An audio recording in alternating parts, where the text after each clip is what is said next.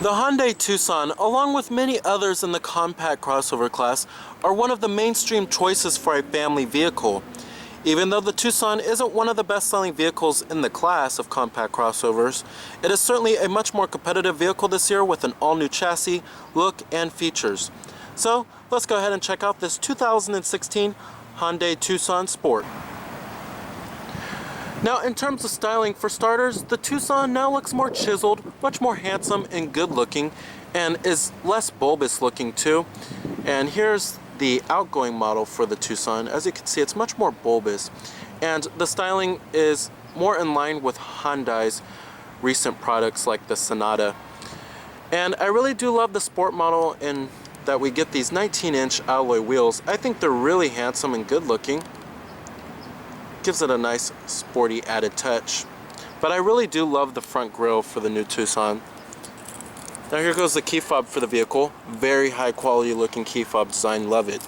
You have your lock, your unlock, and then your power tailgate, and then your panic button too.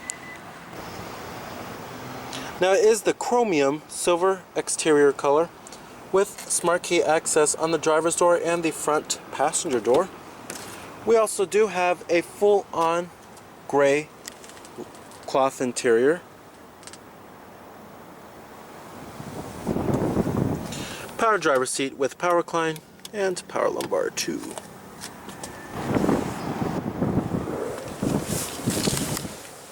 Now stepping on inside of the new Tucson here, the step-in height is fairly good and fairly low too. And you're greeted with a very stylish cabin. However, I don't really feel that there's anything sporty about this interior, even though we do have the Sport model. However, it's still a very stylish cabin overall, and high quality looking too. Now, Hyundai said that they made the new Tucson 3 inches longer, as well as 1 inch wider too. And this resulted in more interior space, which is very important for the compact crossover class. And this interior does feel much more roomier inside of here.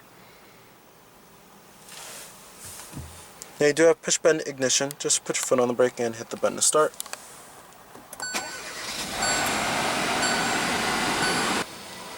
And what you're hearing there was a 1.6 liter inline turbocharged 4-cylinder engine.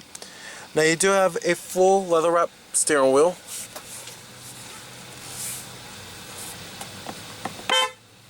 Coming to your transmission, you have an all-new 7-speed dual clutch automatic transmission. They finally got rid of that old, kind of dated 6-speed automatic gearbox. It does have manual shiftability, however no paddle shifters here, even though we do have the Sport model. Putting the vehicle into reverse displays your rear view camera, of course. And it does have trajectory, which is nice. And I'm going to go ahead and turn on the lights. We do have fogs and the hazards. Automatic driver's side window. And I'm going to go ahead and pop up the hood, check out the engine bay. Heated exterior mirrors with LED turn signal indicators. We also do have blind spot detection.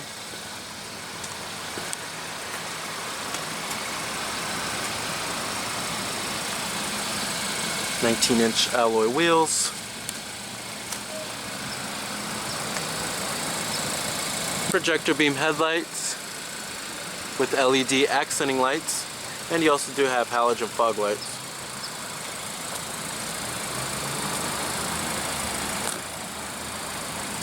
Love the new hexagonal grille from Hyundai. Now under the hood we have a 1.6 liter inline turbocharged 4-cylinder. This is 175 horsepower at 5,500 RPM and 195 pound-feet of torque at 1,500 RPM, with EPA estimates being a decent 25 in the city and 30 on the highway.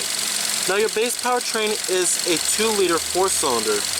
Now even though there is the option for the new 7-speed automatic, they do have the old 6-speed automatic as standard equipment on the Tucson. All-wheel drive, of course, is optional, and this powertrain does provide a decent amount of power. It's not as lackluster as the 2-liter. Now pricing for the Tucson starts at the SE model, which starts at $22,700. The Eco model which boosts fuel economy up to 26 city, 33 highway, and it comes with a 1.6 liter turbocharged 4-cylinder. It starts at $24,150. The sport model, like how we have here, starts at $26,150. The limited starts at $29,900. And then there's some packages that you can choose from too. Competitors on the Tucson, it competes with the Ford Escape, the Toyota RAV4, Nissan Rogue, as well as the Chevrolet Equinox and the Kia Sportage.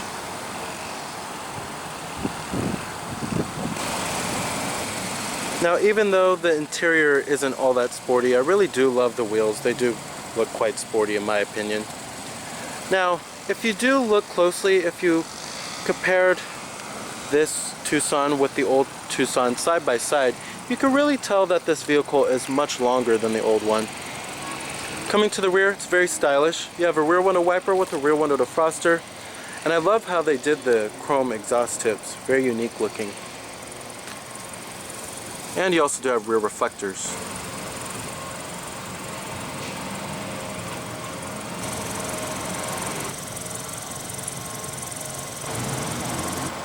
EPA estimates, like I said, are 25 city, 30 highway. Total vehicle price is $27,320. All of your basic power necessities: power windows, door locks, power mirrors. Let's go ahead and see how that turbocharged 4-cylinder sounds.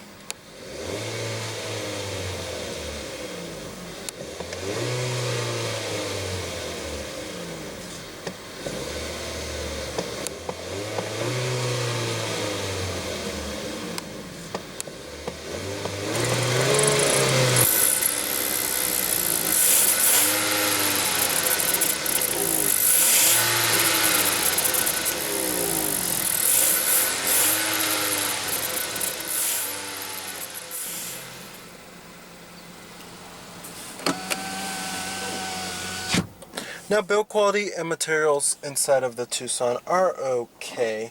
Certainly not the best in the class. I'd say the best in the class is certainly the Ford Escape. Up here on the upper door panel, very surprised. Hard touch plastic. Mid door panel is also hard touch too. Only soft touch placed is the armrest. Very cheap feeling plastics here. And on the dashboard, of course, it's going to be hard plastic. The graining of the plastics are okay. At least they don't have a super scratchy feeling to them. But it's all pretty much hard plastic here. Nothing's really soft to the touch. Now, the center console is at least soft to the touch. Build quality is actually pretty excellent inside of here. Not many interior trims and pieces creak a whole lot. Everything seems to fit well together for the most part. Down here we have a little storage cubby, and then that's where you will find your auxiliary input and your USB port, and then two 12-volt power outlets. Little storage cubby right here as well, and dual cup holders. Then right here you have your downhill descent control and then your different drive modes. Center console, there's nothing located in here really, except for storage space. The storage space is pretty good, I have to say. Up here we have your manually dimming rearview mirror, sunglass container, and your map lights. Headliner is at least very high quality feeling, pretty plush. Coming to the steering wheel design, very stylish steering wheel. Love Hyundai's new steering wheel designs here. We have your Bluetooth phone controls, your steering wheel mounted audio controls, as well as your voice recognition. Very basic stuff nowadays. We also do have your cruise control over here, and then this button right here controls your little color information display, which I'll get to in a second. We also do have your intermittent windshield wipers right here. The AC controls in the Tucson are very clearly labeled with big knobs and big buttons. You have your fan speeds, your different zones, and then your temperatures right here too. We also do have heated seats. That's actually pretty interesting since we do have cloth seats. You really don't find that on too many vehicles. We also do have your front window defroster and your rear window defroster as well. Coming over here we have your gauge brightness, illumination, and then your blind spot detection, and then your traction control off button, and then your power tailgate. There's also many optional safety technologies that you can get on the Tucson, such as lane departure warning, adaptive cruise control, all of that good stuff. Now coming to the main head unit here, we do have the base head unit. It's a little basic radio system. It is a touchscreen, however. We do have AM, FM, and then XM satellite radio, of course. The responsiveness is superb. I also do love the rendering and graphics on this little touchscreen right here too. I wouldn't say it's the most simple or easy to use system, however, but once you get the hang of it, it's not too bad. Of course, you have your phone. You can hook up your Bluetooth and then have all of your contacts stored on here, and then an integrated dial pad too. Your different media sources do include a CD player still. Some cars are getting rid of that nowadays. You also do have your USB port, auxiliary input, and then your Bluetooth streaming audio, all of the norm. Coming to setup, you can change many different things like the display, brightness, mode pop-up, media display, sound, phone settings if you want to pair up a phone, system, clock and calendar, all that good stuff. Now coming to the gauges are okay. I think that the speedometer, I think the font needs to be just a little bit bigger. It's kind of hard to read. And then you also do have your tach over here. And then coming to that little color information display, basically shows you much of your vehicle information here. We do have your fuel range, and like I said, it's all controlled by this button right here. And then it shows you what radio station you're on or what song is playing. Your user settings like your driver assistance, door, lights, sound. You also do have your trip odometer right here. You also do have a digital speedometer. I love how vehicles are doing that nowadays.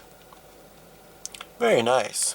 As far as visibility goes in the Tucson, it's certainly not the best in the class, but it's not the worst either. There's a decent amount of side glass area. Outward visibility is okay, but when you get to rearward visibility, it really gets compromised due to that little rear quarter window and the huge seat pillar. Very big blind spot back there. The seats are actually fairly comfortable, especially for cloth seats too. They provide lots of support. I'm very surprised on how comfortable these seats are. Thigh support is also excellent too. Certainly would take this vehicle on a long road trip. The headrests are decently plush too.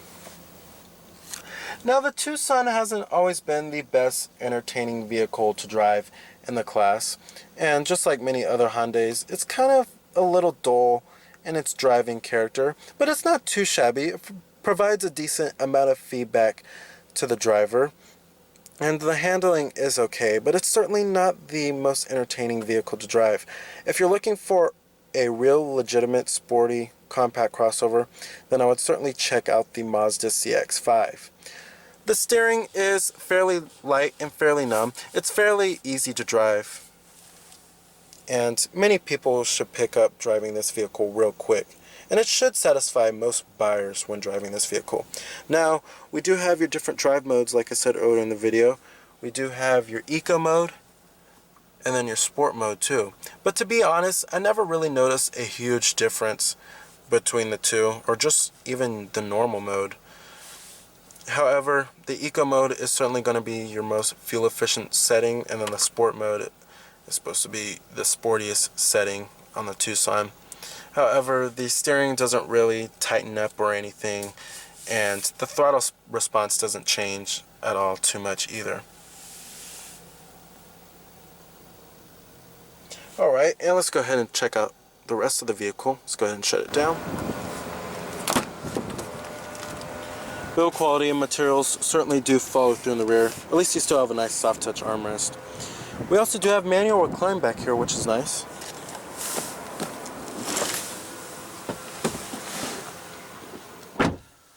Now, since the Honda CR-V is the best-selling vehicle in the class, it's also the roomiest vehicle in the class too. And if the Tucson really wanted to compete very well with the Honda CR-V, they really needed to create a much more roomy interior. And they did succeed. We do have dual mat pockets back here. We also do have rear armrests with cup holders. It's very comfortable back here, I have to say, much more comfortable than the outgoing model. And I have lots of headroom and a decent amount of legroom to spare too. This is where my driving position would be. I'm about 5'11". Overall, it's a very comfortable experience back here, much better than the outgoing model. Pretty impressed. Alright. Now coming to the cargo area, it's much roomier than the outgoing model. We also do have a 12-volt power outlet back here. To fold down the rear seats, it is pretty easy. But it's not as easy as, say, like the CR-V with its little lever that you just pull on and the seats come right down. But it's still fairly easy to do. But the most important part is that the Tucson did get increased cargo space for the 2016 model year. Like I said, we also do have a power tailgate.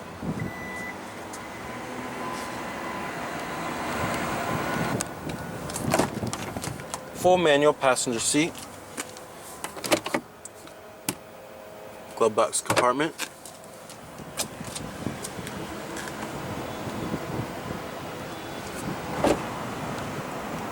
So the Tucson is still very good looking and very sleek in its styling. However, it now even has a much more roomier and comfortable interior too, as well as increased cargo space. And there's also many features available on the Tucson as well.